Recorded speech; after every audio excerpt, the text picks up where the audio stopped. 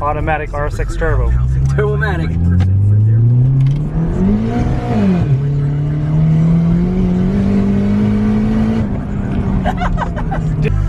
But like, this is the trick I learned though. So if I'm rolling or anything, I'll put it in Triptonic to keep it in first, right? Okay. I'll hit it, but then I'll slide it to D after that. Because if I don't, dude, it'll shift to second right away. Oh, okay. And then you get this weird fucking delay, you know what I mean? So, yeah.